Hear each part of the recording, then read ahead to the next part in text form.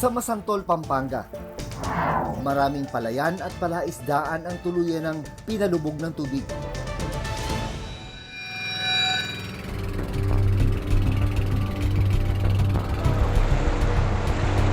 Kaya ang ibang residente naghanap ng panibagong kabuhayan.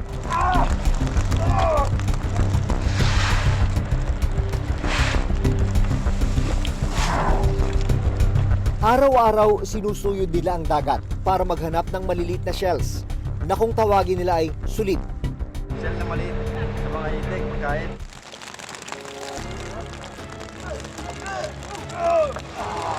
Bagong diskarte ang hanap buhay na ito. Bunsod ng luma at tumitinding sitwasyon ng baha sa Pampanga.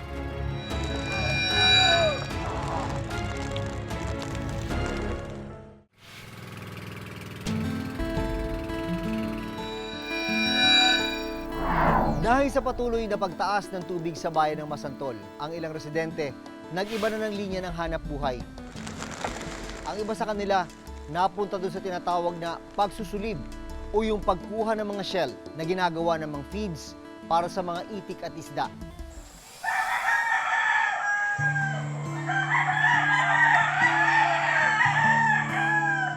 Bago pa sumikat ang araw, naghahanda na ang grupo ni Jerwin Duco, 40 years old, para pumalaot sa dagat.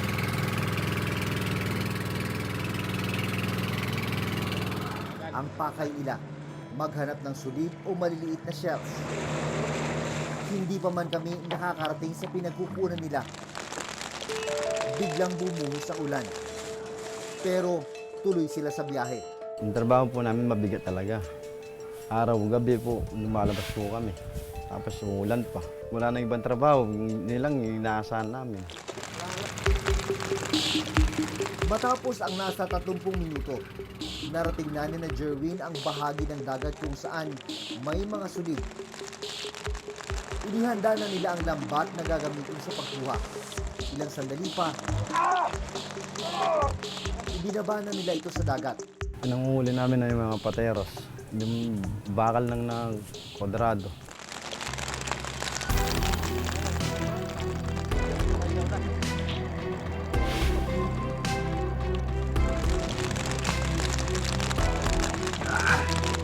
Makalipas lang ang ilang minuto, napuno na ang lambat.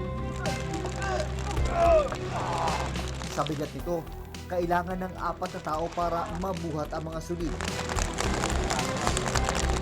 Pagkatapos ng unang huli, lilipat naman sila ng lokasyon. Dati pang isda yung trabaho ko. Ngayon, nalubog sa amin. Pasusulib na yung natrabaho ko dito. Hindi napag-aral, kaya hindi po napagtrabaho sa ano eh. Na medyo malayo. Ang 45 years old na si Sunny Torres ang nagmamaneho ng bangka ni Jerwin. Yung kapatid ko, dating driver.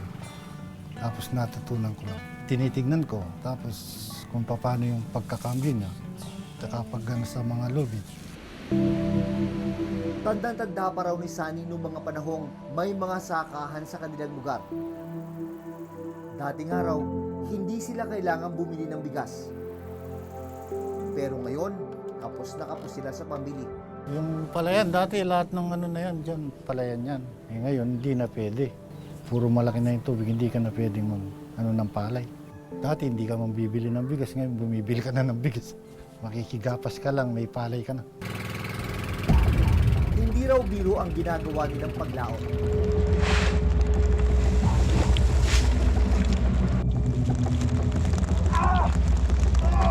Lalo na't ang dala lang nilang safety gears, isang plastic na galon. Pagka meron kang yung pinaglalagyan ng diesel, wala nang laman, yun lang yung anuin mo, magsama-sama na lang kayo dun.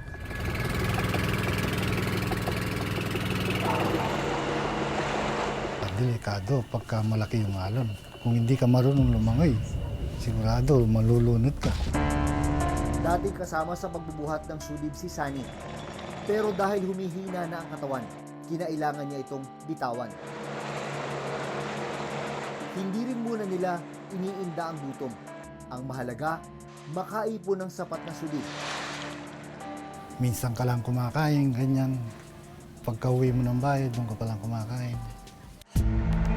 At kapag hindi dumaot, Wala, magulam ka na lang ng yung isdang nakukuha namin, gano'n. Pagka may isdang nakukuha, kung meron kang pambili, bibili ka.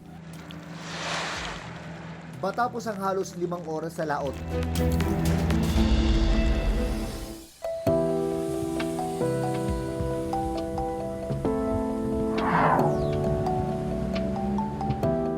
bumalik na sila sa Pampang. Ang mga huling sulib ni na Jerwin at Sunny, dinadala nila sa ilalim ng tulay sa barangay Sulipan. Ibinabiyahe naman ang mga ito sa isang itikan sa Kalumpit, Bulacan. Ang kanilang kinikita, Benta mo ba namin 20 bawat isang balde. 5 kami. Maghati-hati kayo sa...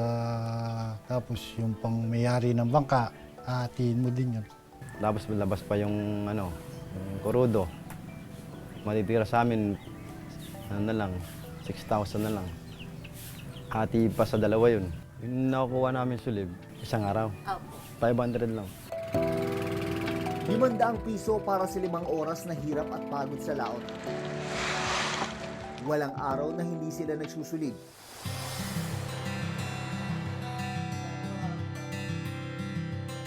Sa pagpunta namin sa kanilang bahay, mas naintindihan namin kung bakit parehong may pinag-aaral sina Jerwin at Sunny. Ito raw ang nakikita nilang pag-asa para makaahon sila sa hirap. Makatapos lang ng pag-aaral para matulungan po kahit konti lang. Makapasok sila ng ibang trabaho. Yun ang pangarap kong kapagtapos lang pag-aaral. Kailangan magigpit ka ng sinturon para magkasa yun sa loob ng isang araw. Kasi meron pa akong nag-aaral na 2. Nagbabaon sila ng mga 50, yung anak kong nag-aaral ng high school, yung isa, 30 lang, para magkasya mo yun sa loob ng isang araw.